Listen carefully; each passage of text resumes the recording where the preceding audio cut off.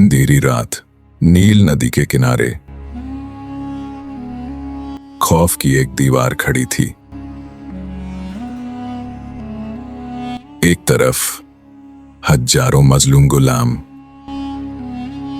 और दूसरी तरफ एक ऐसा बादशाह जो खुद को रब आला कहता था।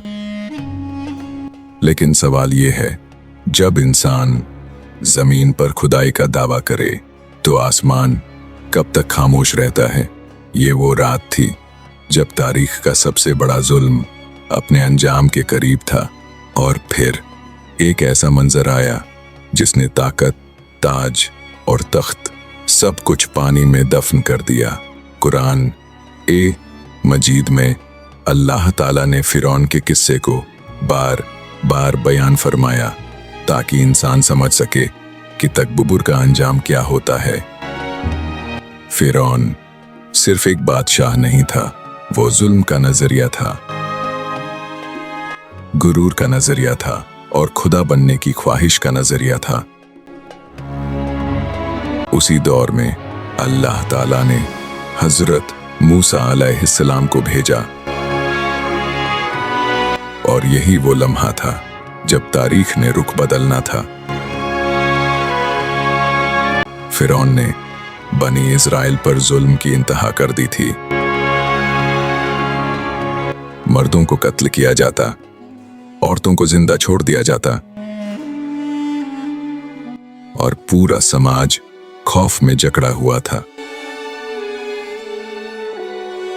लेकिन उसी माहौल में हजरत मूसा अलैहिस्सलाम पैदा हुए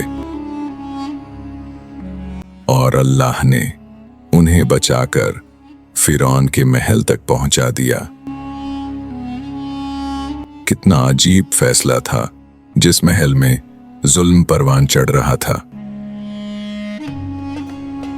उसी महल में उस जुल्म के खात्मे की परवरिश हो रही थी। जब हजरत मूसा अलैहिस्सलाम को नबुव्वत मिली, अल्लाह ने फरमाया, फिरौन के पास जाओ और नरम गुफ्तगू करो, शायद वो नसीहत कबूल कर ले। हजरत मूसा अलैहिस्सलाम ने कहा, मैं रब्बुल आलमीन का रसूल हूं। लेकिन फिरौन हंस पड़ा और कहा, क्या हमने तुम्हें अपने घर में नहीं पाला? और आज तुम हमारे खिलाफ खड़े हो गए हो।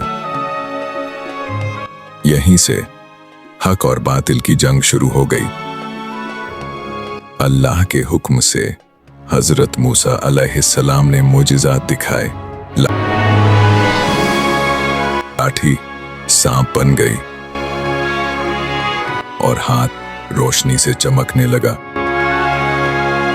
लेकिन फिरौन ने कहा, यह जादू है। उसने पूरे मुल्क के जादूगरों को जमा किया। एक बड़ा मुकाबला हुआ, लेकिन जब जादूगरों ने हकीकत देखी तो वो फौरन सजदे में गिर गए और ईमान ले आए। ये वो लम्हा था जब पहली बार फिरौन का गुरूर हिल गया। लेकिन उसने सच कबूल करने के बजाय जुल्म और बढ़ा दिया। फिर अल्लाह का अजहाब शुरू हुआ। तूफान आया, टिड्डियां आई, जुएं फैल गईं, मेंढक हर तरफ भर गए और पानी खून बन गया। हर बार फिरौन कहता, ये अजाब हटा दो, हम ईमान ले आएंगे। लेकिन जैसे ही अजाब हटता वो फिर इनकार कर देता। अब फैसले का वक्त करीब आ चुका था। अल्लाह ने हुक्म दिया, बनी इज़राइल को रात के वक्त ले जाओ। ये एक खुफिया हिजरत थी।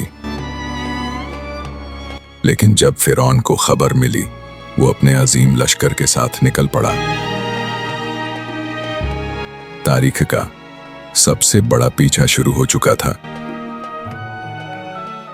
एक तरफ कमजोर गुलाम और दूसरी तरफ दुनिया की सबसे ताकतवर फौज। आखिरकार बनी इजराइल समंदर के किनारे पहुंच गए। सामने समंदर और पीछे फिरौन का लश्कर। लोग चीख उठे, हम पकड़े गए। लेकिन हजरत मूसा अलैहिस्सलाम ने फरमाया, हरगिज नहीं, मेरा रब मेरे साथ है, वो मुझे रास्ता दिखाएगा। ये ईमान का वो लम्हा था जहां उम्मीद सिर्फ अल्लाह से थी। फिर अल्लाह का हुक्म आया। हजरत मूसा अलैहिस्सलाम ने अपनी लाठी समंदर पर मारी और फिर ऐसा मंजर जाहिर हुआ जिसे इंसानी आंख ने पहले कभी नहीं देखा था। समंदर 2 हिस्सों में तकसीम हो गया। पानी दीवारों की तरह खड़ा हो गया और बीच में सूखे रास्ते बन गए। बनी इस्राइल उस रास्ते पर चल पड़े और समंदर उनके लिए रास्ता बनता चला गया। लेकिन फिरौन अपने गुरूर में अंधा हो चुका था।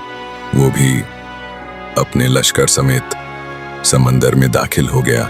उसे यकीन था कि फतह उसी की होगी। लेकिन जैसे ही आखिरी शख्स अंदर पहुंचा, समंदर वापस अपनी जगह लौटने लगा। पानी की दीवारें टूट गईं और कुछ ही लम्हों में सब कुछ खत्म हो गया। डूबते हुए फिरौन ने चीख कर कहा, मैं भी ईमान लाया। लेकिन बहुत देर हो चुकी थी। वही फिरौन जिसने खुद को खुदा कहा था, आज पानी में बेबस डूब रहा था और उसका गुरूर उसी समंदर में दफन हो गया। समंदर बंद हो गया, खामोशी छा गई।